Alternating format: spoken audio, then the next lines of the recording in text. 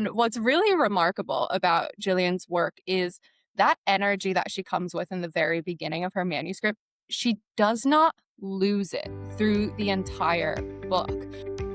You're listening to The Publishing Table, a segment of the Gather Poets podcast, where we explore how poems and books move from the page into the world.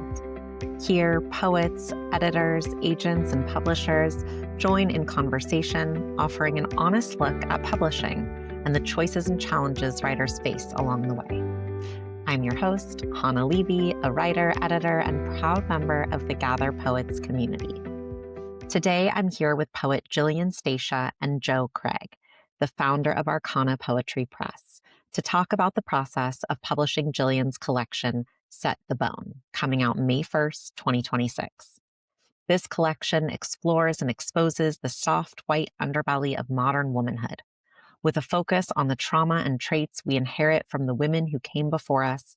Set the Bone touches on the themes of family, parenting, mental health, feminism, and personal growth. Jillian and Joe, I am so excited to be here with you both today to talk about the process of publishing Set the Bone. So thank you so much for joining.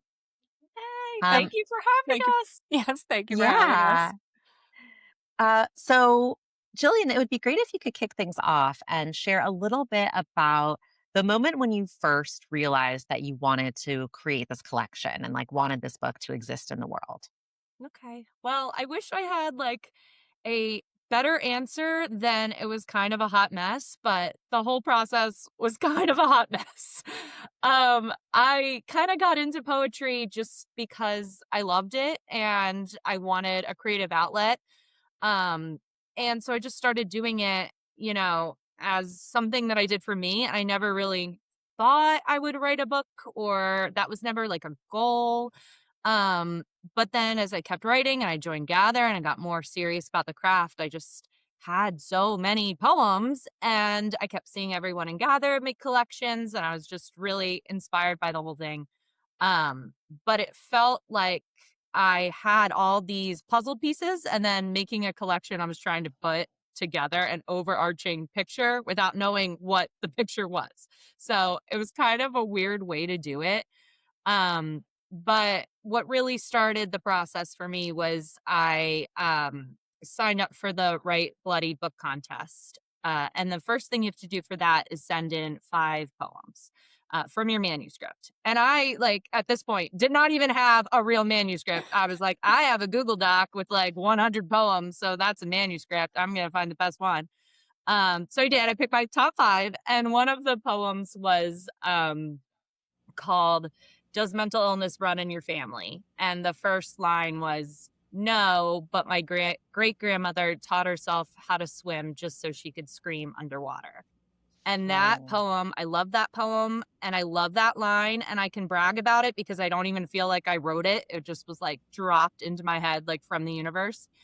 And once I realized that I wanted to include that in the 5 poem packet that I sent to Write Bloody, and that sort of became the guiding focus of the book. And I was like, I want to write about the things that make women scream, both literally and metaphorically, the things that we aren't saying. I want a multi-generational view. I'm really close in a good and bad way to my mom and my grandmother. We're just all enmeshed all the time. So I wanted to tell their stories, my stories, and just really the truth about motherhood and marriage and being a woman in the shit show that is America right now, all of that. So that poem kind of became the guiding force for me when putting together the collection. Yeah, that's so helpful to hear because I think so many people think you have to have this very formulated idea of your manuscript and maybe you're writing to that versus the way it sounds like you did it was just you kind of just had so much content and then you had to kind of go through it and mine it for the right poems that, to collect. Yeah. And Joe, I'd love to hear what it was like when you read. So now on the other side, you received Jillian's manuscript for the first time. And I'd really love to hear about that experience of opening the document and just in general, maybe as a publisher and an editor, what you are looking for and what made you say yes or what makes you say yes in general? Yeah. So, first of all, when I got Jillian's email, I was screaming a little bit. I've been a fan of Jillian's for quite a while. And, one of the ways that we solicit manuscripts is we do reach out to authors sometimes. And Jillian was on my list of someone that I wanted to reach out to. So it was one of those situations where the universe kind of just like Mm. worked out in that way. And Because so I I, reached out first. I slipped into yes. her email, her DMs. I made the first move, let The the record. metaphorical DMs. And so I knew I wanted to make it a priority. Like it landed in my inbox and I was like, this is priority number one to read this manuscript. And it felt almost instinctual, like reading through it the first time. She had me from the very first poem. I need a reader who can take a plunge. And what's really remarkable about Jillian's work is that energy that she comes with in the very beginning of her manuscript. She does not lose it through the entire book. And that's kind of unusual. Like there's often strong starts to manuscripts because that's what the poets tend to focus on is they want to grab that attention, but then it kind of loses momentum as you go through it. And that was not the case with Jillian's. And all of these poems, they spoke to each other, they talked to each other. I could see the themes, I could see the narrative, and that's really important. You know, I think sometimes when poets put together a collection of poetry, they put together a pile of strong poems, and Mm. all of the poems individually are gorgeous, beautiful work, but there might not be an interiority, like foothold to it that carries through the entire thing. And I could see the generational aspect of her work. I could see the themes of motherhood, marriage, the political rage, the feminine rage in general. And also there's a tenderness to it that carries through and a reclamation. And it was a very easy yes. I think I read through it 2 times. This is The the first time best. I love this interview. Thank you. the Cry. first time was just as a reader, and then the second time was as an editor, but yeah. Were you when you were in that period of where you were reading other manuscripts, maybe or just reading Jillian's, were you thinking about what format for poems, or do you have a really like open horizon in terms of like the format and the kinds of poems that you're looking for? Okay, so I am drawn to free verse poetry, overall, as far as like format goes. I tend to think that form poetry, formal verse, it's a little stiff and it doesn't give the poet as much freedom to be expressive, and to play with language as much. As far as the themes that are within the manuscript itself, we're pretty open, to whatever is important to the poet or to the speaker of the manuscript.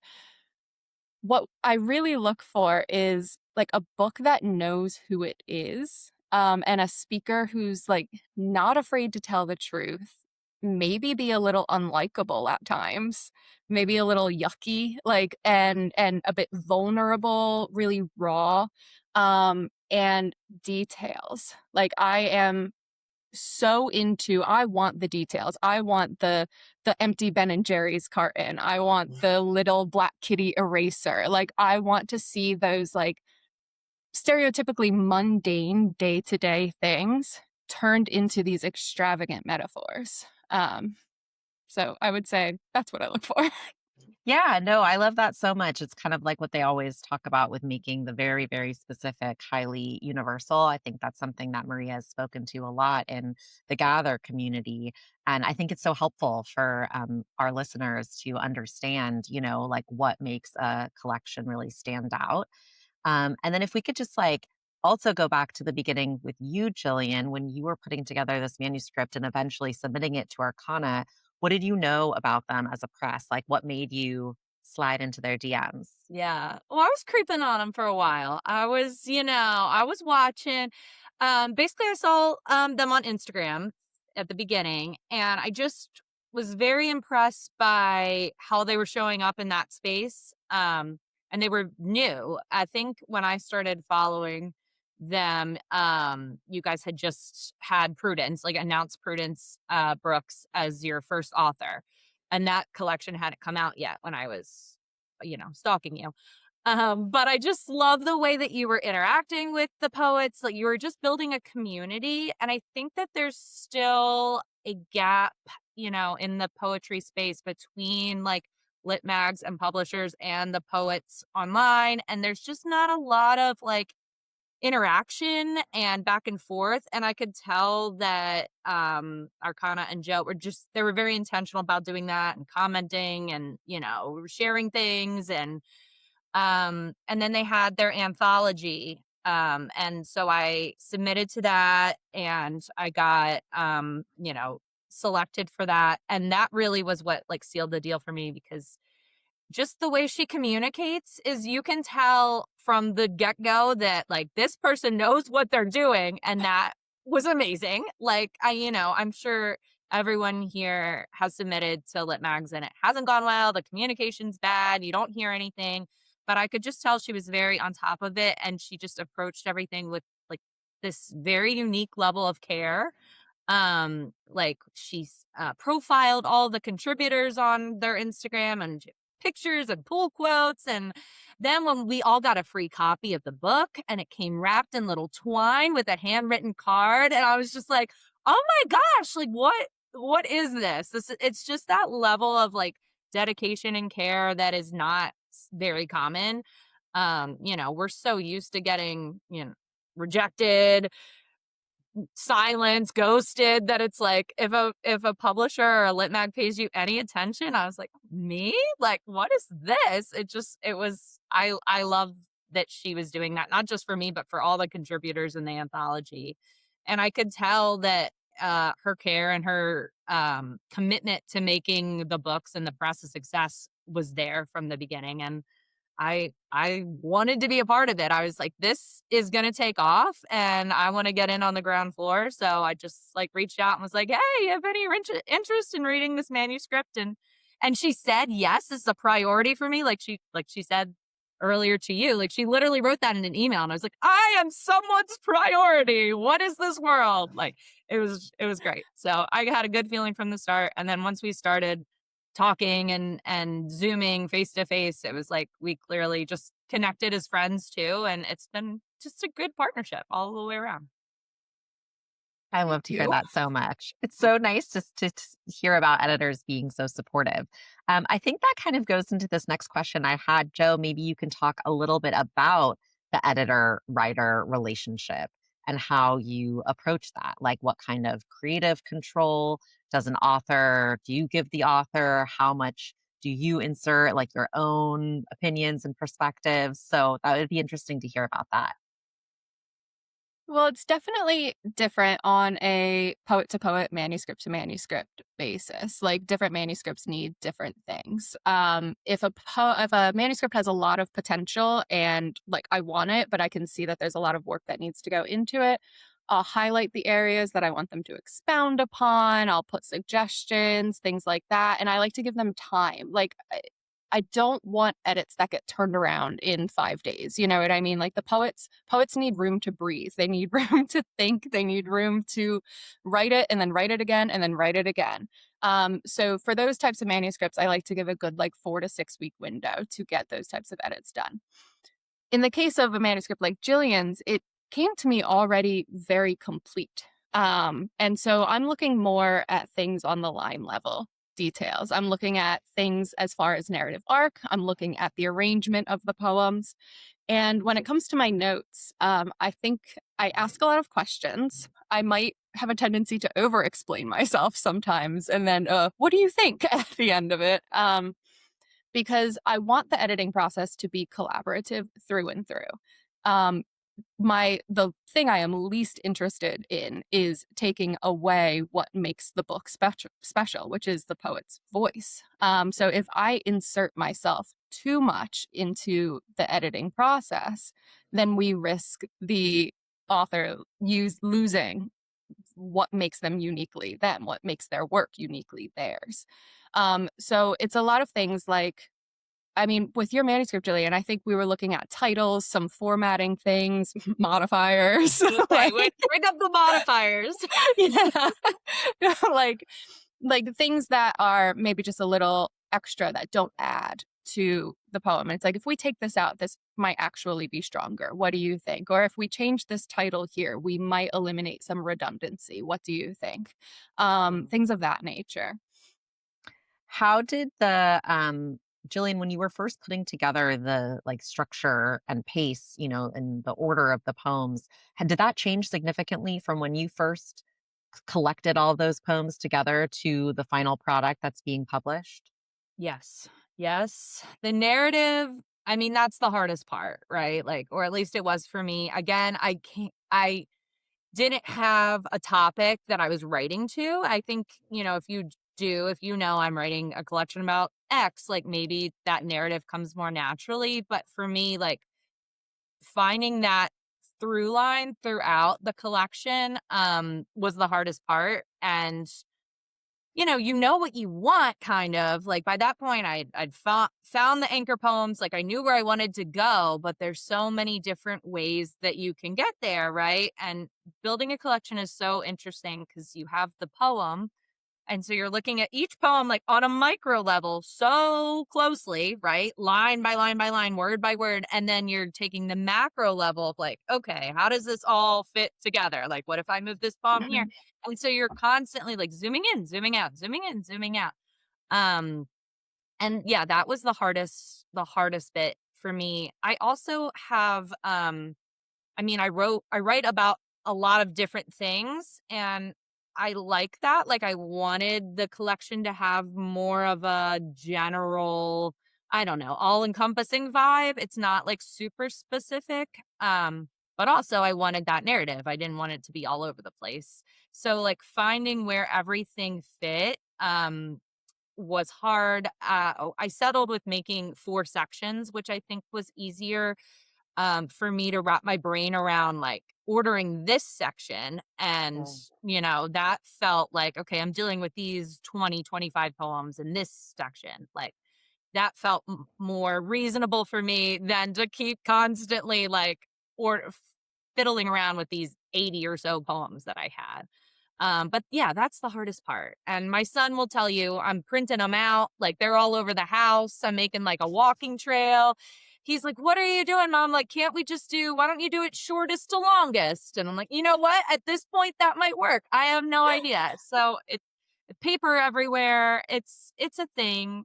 But I do think once you find it, like this feels right. And I do feel like we arrived at that point, but it's a process. And I everyone think you ask to weigh in, friends or other editors, they have a different opinion. And so it can drive you a little crazy, but that's what makes it really fun and makes it not just a book of poems like Joe was saying that could be in any order, but actually telling a story. So Yeah, and I think what could be really difficult about it too is the author is connected to their own work in a different way Mhm. than anybody else is. And so what might make sense intrinsically to the poet themselves from a reader's perspective, it doesn't always land with that intention.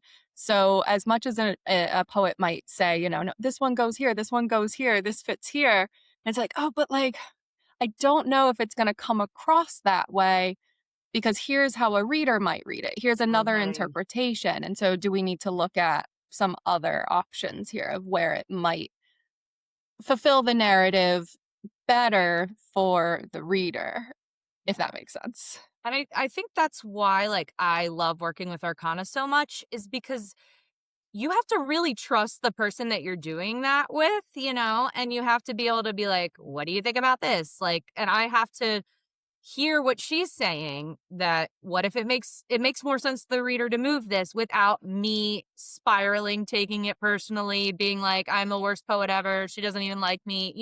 And I think poets are, we're sensitive people. It's easy to go down that rabbit hole. So just knowing like, okay, she 100% number one likes my work. Number two wants this book to be a success. Like she has my best interest at heart. She has my back. Like it having that really good relationship, I think the poet willing to make those changes, hear those changes, and then ultimately results in a stronger body of work.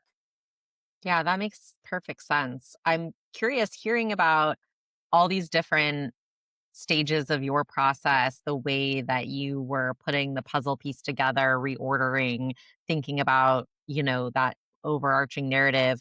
Was there like a moment of unlock as what you described as what felt messy turned into like, oh, now we're getting to like this, we're like very close to a final stage. I think hearing about that and how that might have felt would be interesting. Yeah, I mean, the big moment that comes to mind is happened. I was working with Kelly Grace Thomas, who Gather people will know has done workshops with Gather, and she's a poetry coach and phenomenal. And I just happened to be like working with her while doing this manuscript, but there wasn't like a specific goal in mind, you know what I mean? But she was telling me like it's just that the narrative essentially was lacking, like what it just is missing, like something. And she was giving me all these like prompts or things to think about, and I thought that's hard to hear, and you're like, okay, yeah, I just need to write the poem that's going to pull the whole thing together. Sure, simple. But then at that time I happened to be visiting with my grandmother. It was over the summer, and she just tells me this story out of the blue about how her mother fell off the roof when she was a kid and broke her leg. And her mother said to my great grandmother, like, it would have been easier if you just died. I don't feel like dealing with your broken leg. And kind of just talking about how the different generations, right? And it was one of those moments where I was like, okay, I have to go. Like, I have a poem I need to write. Thank you. And it was once I wrote that poem about my great grandmother falling off the roof, and like how that generational trauma has stuck around in my family, and like just how I literally feel that pain, all these years later, and how that shows up in a different way. That was the point where I was like, okay, that's showing the generational arc. That has the line set the bone in it, right? That was kind of the aha moment that sort of formed that whole narrative, and kind of got me through like the generational trauma and setting the stage for how we're all interconnected, I guess. And that also is like really special poem to me because I read that to my sister and she just burst into tears. I was like, this explains my whole life. And I was like, thank you. And so that was just lovely to have her understand that and like the feedback, and it really pointed me in the right direction. And it's the opening poem of the collection. So once I had that, I think that really changed the game, and I got like really rock solid on the narrative. And that happened before you submitted your manuscript. Yeah. Mm-hmm. And Yes. during the like collaboration with Joe, did new poems emerge, or were Yes. you just working on, okay, I'm They're curious. still emerging. I'm like every couple weeks, I'm like, Joe, I got more, but we joke. I'm like, we're going to have to do a part 2. It's going to be called Still Setting the Bone. But yeah, I mean, I am a writer poet that likes to write. Like, I don't like to edit as much. I just constantly like new poems all the time. Can you teach me how to do that? Because like that's the opposite for me. I will edit the same poem over and over and over.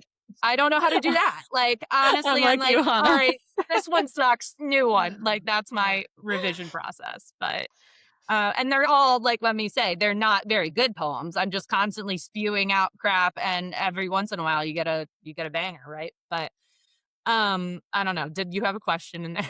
Oh, well, I mean, I guess Joe, no, always. But Yeah. Joe, did you feel like when you read that manuscript, you said you read it twice, and like, were you like, okay, that we need some more poems? Like there needs to be we need to fill in gaps here. Was that one of your like editorial instincts?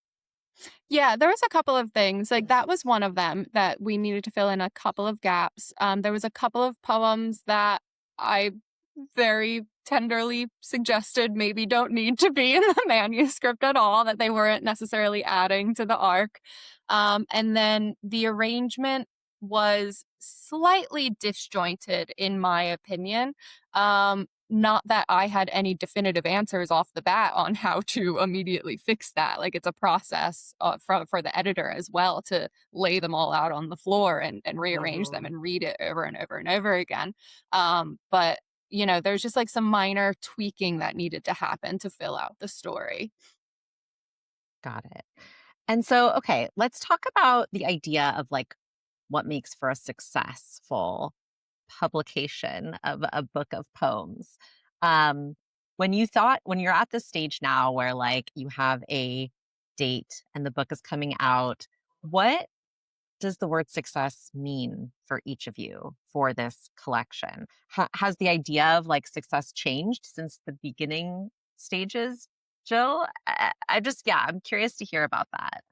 Yeah, because it's such a win to get the book deal, Right. that's like that is really the most important thing, right? That's the goal, that's the dream. And then I don't know, I've really been struggling with what success means, like, as I'm going through this process, because I don't want it to be all about sales, I don't want to get caught up in that. But I just want people to read the book. And in order to read the book, you have to buy the book. So I really just want it to make an impact. I want people to read it and feel like less alone. I want women to feel like, oh, she's saying the things that I've always felt. I want people to have like a visceral reaction when they read it. I love poems that I call like have like the gut punch effect, that stay with you. So it's hard to keep that at the forefront and not get so bogged down by like sales and pre-orders. And I'm really trying to keep my like authenticity and promote it in a way that feels good and not, I always say like a MLM marketer from high school like pushing their like protein coffee mix on you. Like, I really want to stand behind my art and say like that I believe in it, I believe in the book, but I also don't want to like freak out and feel really bad about myself if it doesn't sell as much as I hope. Yeah, and Joe, how about for you as the on the publishing side? What do you think about when it comes to a successful collection launch? So I have also been struggling with this question. I have a business background. I'm a very business minded person. So of course, sales, like the product needs to be profitable. And that's hard to separate from. But I would say that, putting good work into the world, and there is a sense of like pride and satisfaction and fulfillment that comes along with that. Like, knowing that I'm doing work I believe in with poets I believe in, and making the work available and accessible. And that in itself feels like a success. And so I think beyond that, I want readers to find it who need it, for them to resonate with it, for them to talk about it.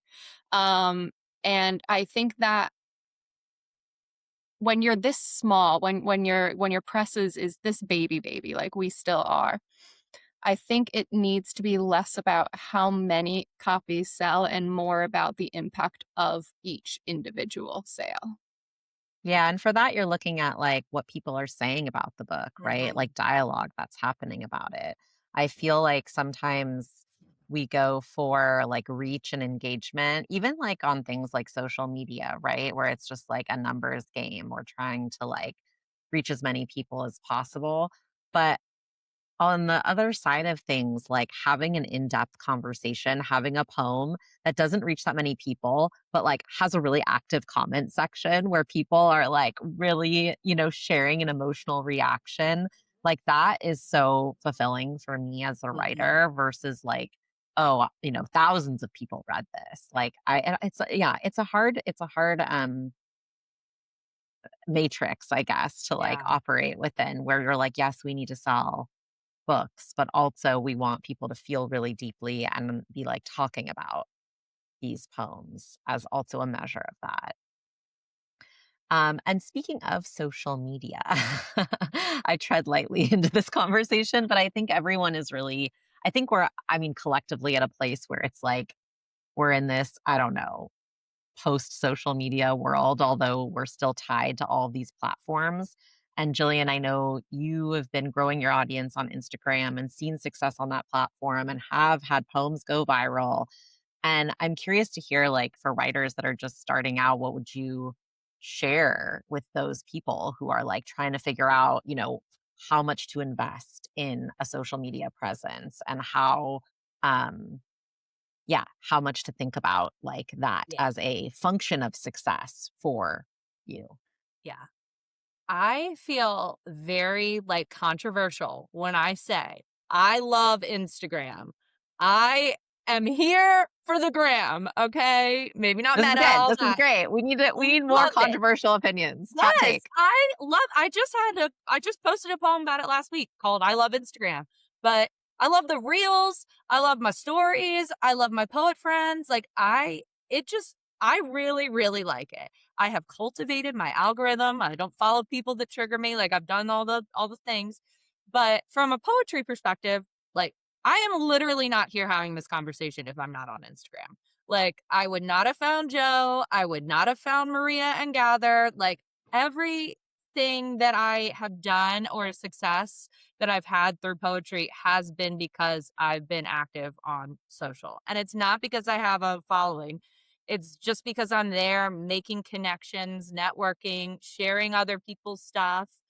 I just really, really like that interaction that I get on Instagram.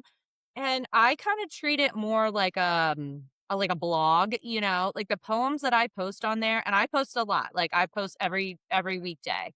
Um, I post them when they're not 100%, I post just to see what's gonna hit.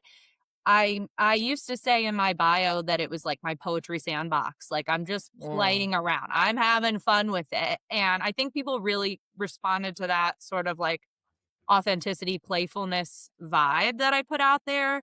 But also, I could be like, oh, people really are liking this, like, really personal motherhood poem that I put out. Like, or, I could kind of see what the reception was, not because I was trying to, you know, go back and write a poem that would get more followers, but just because I could kind of just get a pulse on what my audience, was feeling and thinking about.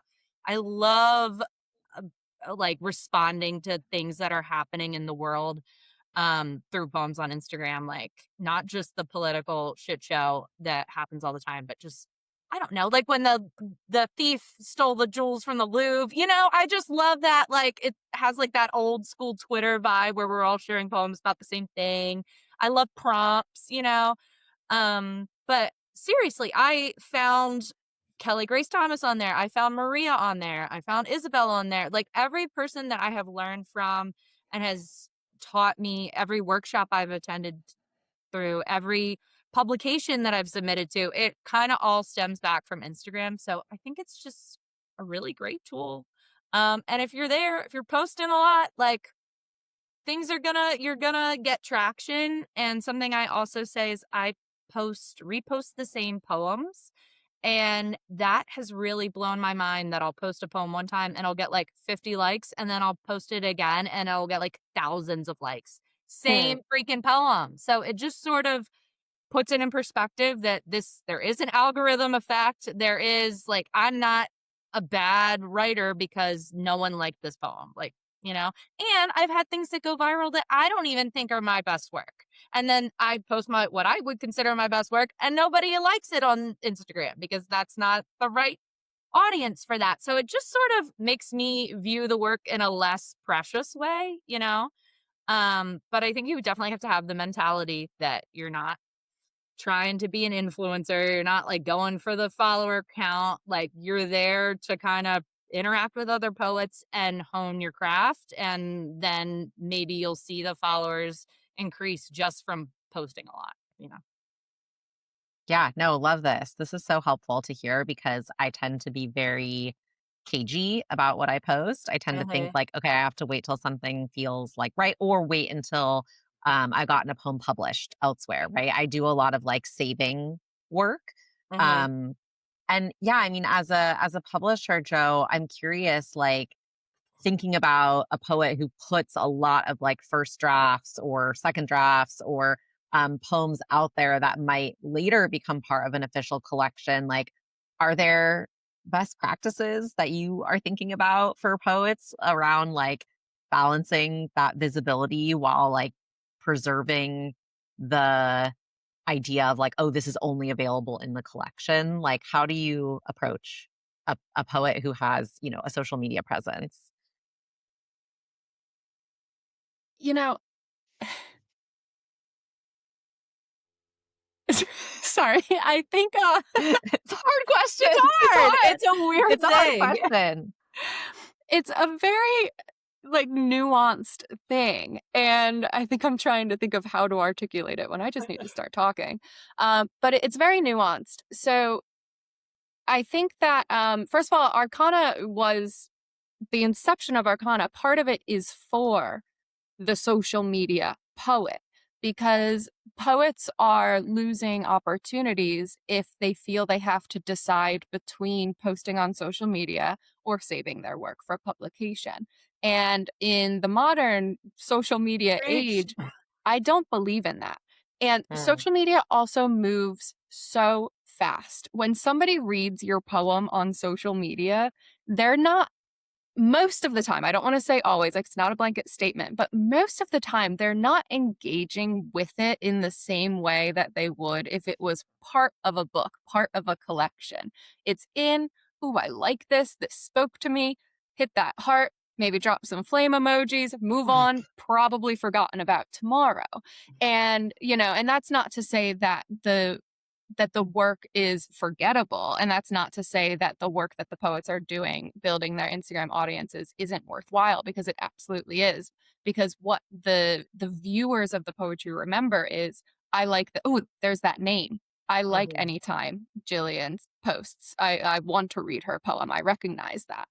And so I think social media is a great tool for building your audience. And in the world of indie publishing, especially like small like we are, it's very tough to generate interest in a book if you don't have a built-in audience already.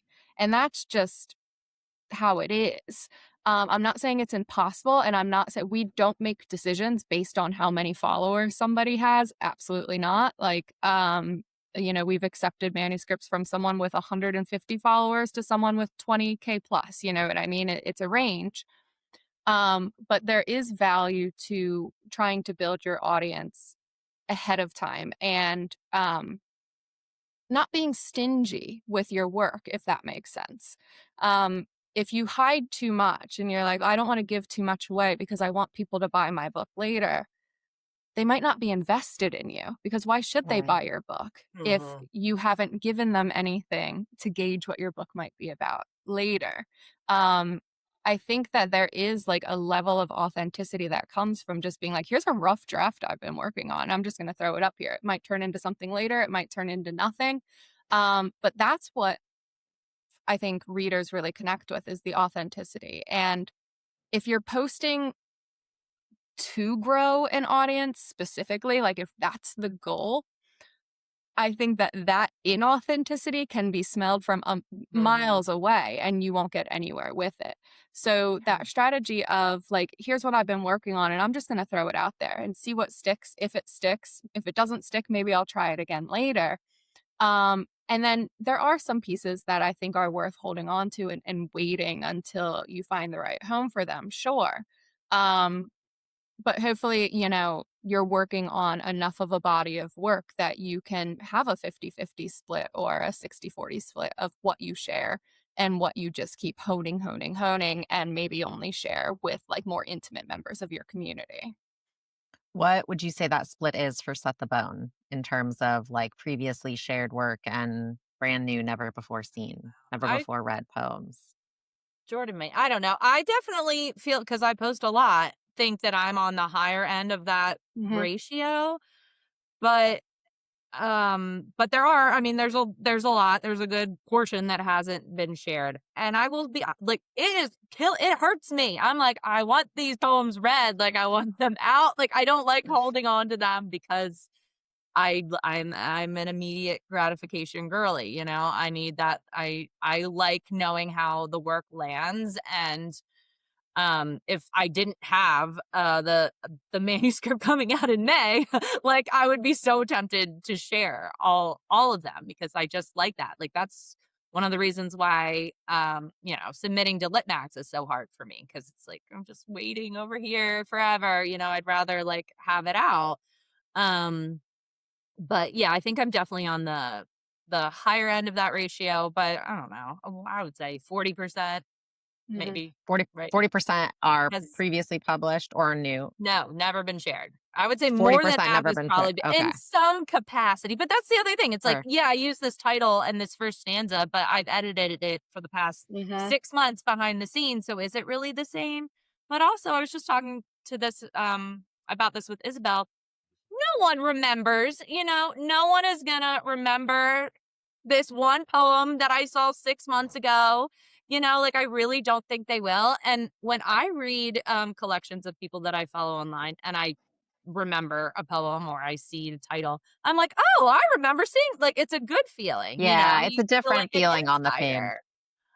But I really just, I feel like just talking with other poets and gather and stuff, people are really worried about this number and what the split is. And it's number one going to change no matter publisher to publisher. Like there's no like hard rule.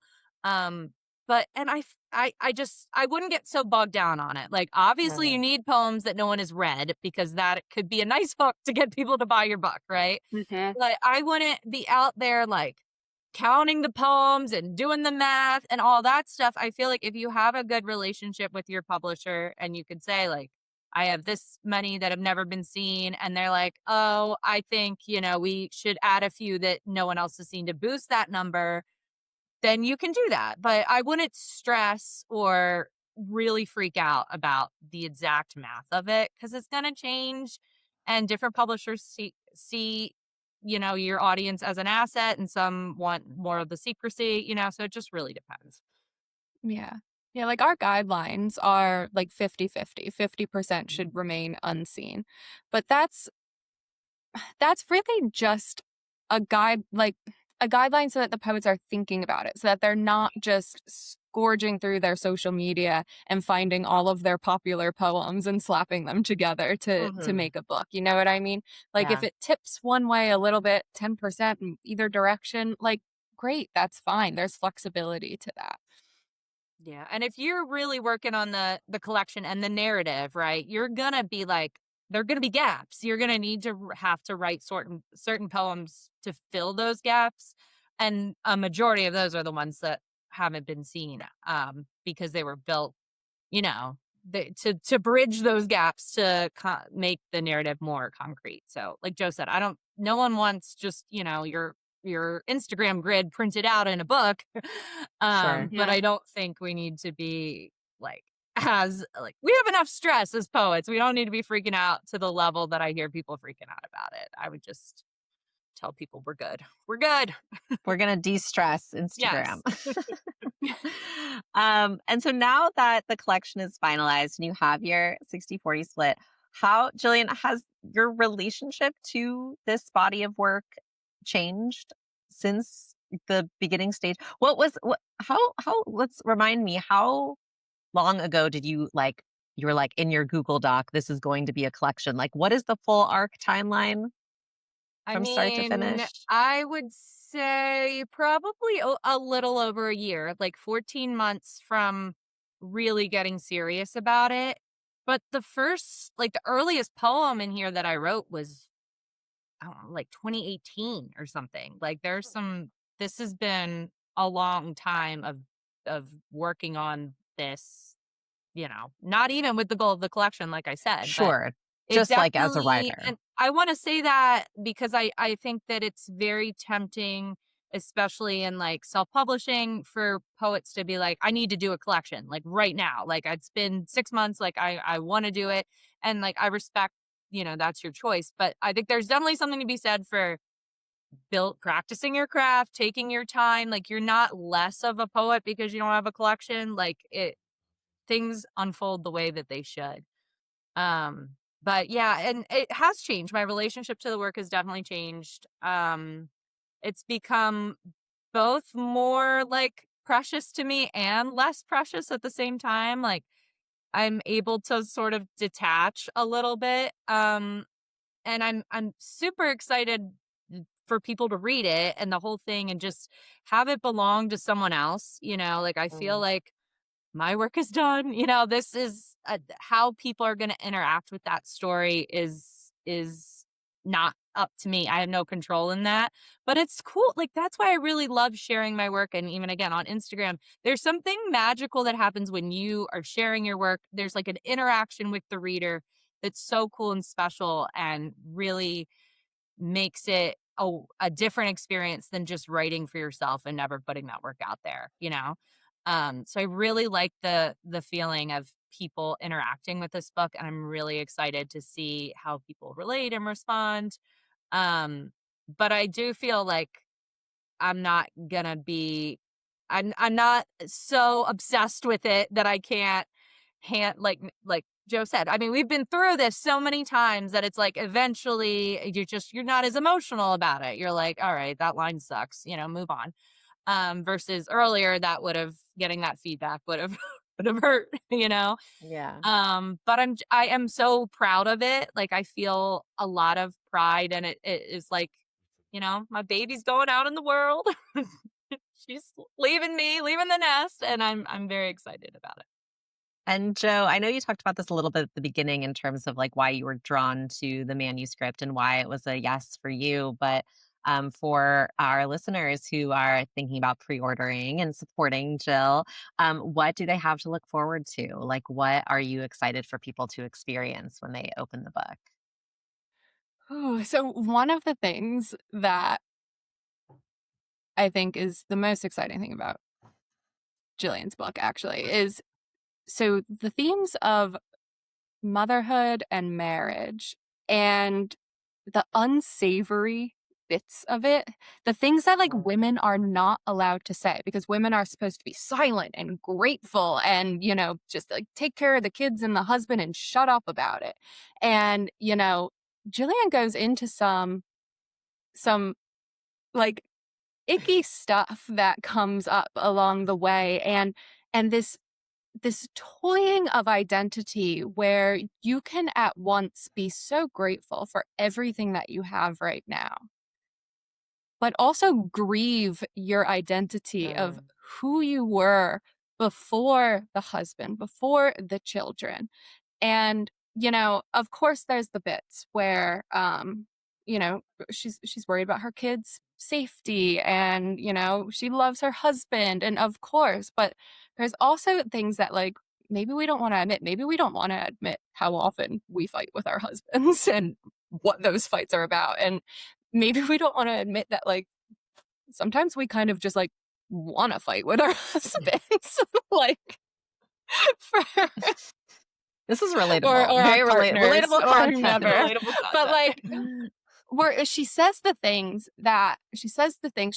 truth that people don't want to admit, that people don't want to say out loud. And I think a lot of readers are going to be very seen by it.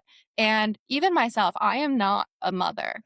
And even the motherhood themes resonated so strongly with me because of how honest and brave they were to like expose all the different elements of what parenthood looks like in the modern age. And I think it's just a really special, really important work. And I think readers are also going to get some like good satisfaction out of some of the like political rage that's in there. And um that in the way that Jillian goes into those kind of like political rage poems, it's not it's angry, but there's an element of fun to it. And I think that that's really important for just like everyone in this Mm. country right now to remember is that like holding on to our identities, holding on to who we are at our cores is one of the like greatest forms of resistance that we can have. And so if we give up the fun because we're so exhausted and disheartened and scared and just everything that we are feeling right now in this political climate, um then we lose we lose ourselves that much quicker in it. Oh Um, yeah, I fully agree. I've talked about how I am memeing my way through this Yeah. dystopian era that we are in, and it seems like trivializing sometimes when you mhm, put it that way, but actually, I think humor is a Mhm. necessary. What you're saying is like a necessary component, um, and maybe that thread of wanting to poke at something very hot, while also holding on to awe and beauty and lightness, right? Like I think that's the work of a poet. So I'm so excited to Mhm. read. Yeah, I'm so excited to read that was this. a big thank you. Thank you both. That was very kind. Um, that was a big part of the structure, like you were asking earlier, Hannah, is like I didn't want it to be, I don't know how to say this eloquently, like just a bummer read, you know what I mean? Yeah. Like I wanted some at its core, it's a story of like women's resilience and like how we get through the shit, and not just me but like, other generations, and like I want it to be a story of resilience. And so it was important to like put lighter poems in there to break up that tension, and to I write in different voices. Like I can be very have angry poems, but then I try to have funny poems, so I'm just trying to keep that emotional lightness, or write about really heavy things in a lighter way. Like that was really important to me. I just wanted it to be a very visceral read, like I said, mhm. but not just in all the darkness. Like I wanted people to laugh. Like I wanted it to be very emotional on all ends of the spectrum, and I without feeling like you got emotional whiplash, and that was a hard needle to thread, but Yeah, no, hopefully I you bet. did pretty well. Well, this has been such a joy. I truly can't wait to hold the book in my hands now, just after following your work, Jill, and hearing about all of this. So, to close out this invigorating conversation, I have a little lightning round of Lightning questions for round. both of you. I don't know. Talk about lightness, right? I was like making the Woo! questions for this conversation. I was like, ooh, I'm gonna do a lightning round. Put us on the So spot. for both of you, I would love to hear one word that describes this collection. Ready, go. I know that's hard. I wrote the whole book. It's filled with a lot of words. No. Well, I feel like bold is the word that I would choose. mm, Doesn't hold back. I would say reclamatory. Ooh, that's a good one. And Joe, for you, question for you. What has been an unexpected joy from working with Jillian as a writer? Oh, just one? Not Couple just more unexpected, sentences. like in general. Maybe that's your answer. That seems like that's the answer. I mean, hey, we can stick with that. Thanks. No, Sounds like the whole process was full of joy. it was. It definitely was. Yeah. And I will say this though. What was really, really unexpected for me is to collaborate with someone who believes in me and the work that I'm doing just as much as I believe in her and the work that Mhm. she's doing, rather than kind of just being like this dynamic stepping stone for her own success. It doesn't feel like that. It feels like everything that Jillian and I work on together, it's for the growth of her manuscript, of course, but it also feels like it's for the growth of Arcana. And I never, ever would have expected that to happen with anyone. That's not why I got into this, to like rope my authors into like helping me grow. But it just happened kind of naturally, and it's Yeah, pretty that's amazing. beautiful. What a wonderful ecosystem that you're both existing within here. And Jillian, to leave our readers and listeners with a hard learned lesson from this publishing process. A hard learned lesson. I don't know. It's gonna take a long time. It's gonna take a while. It people are gonna criticize or pick at your work. Like, that's part of it. You've got to take it apart and kind of put it back together to make it run even better than it did before.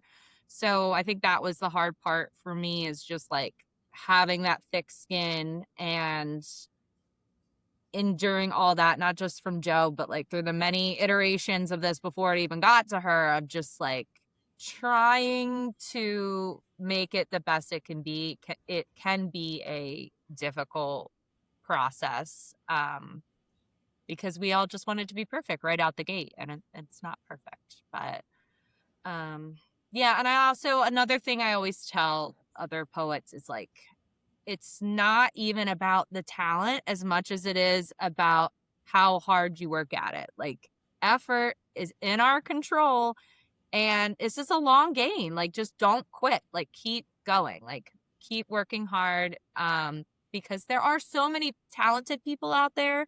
But, if you quit before you get, quit before the miracle, it never, you never see that. So just stick it out, I guess. And everybody gets rejected. I feel like no one talks about that either, but like everybody gets rejected so many times. And that doesn't mean you're a bad writer. Stick it out.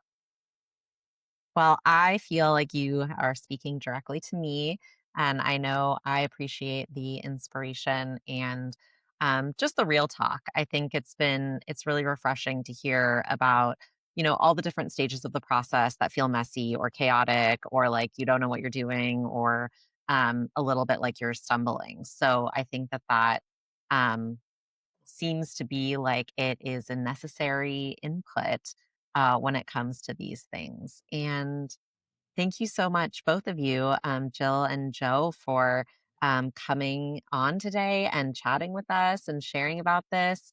And I can't wait for May 1st when Set the Bone comes out officially into the world. So congratulations. And I know both of you will be doing some more like behind the scenes conversations for folks that are pre-ordering. So if you're listening and you want even more content from this wonderful duo here, just follow them both and stay tuned. Thank you both. Thank you. Thank This was you. great. Thank you for joining us for this episode of The Publishing Table. If you're curious about Gather, feel free to find us on Instagram at Gather Poets, and we look forward to connecting.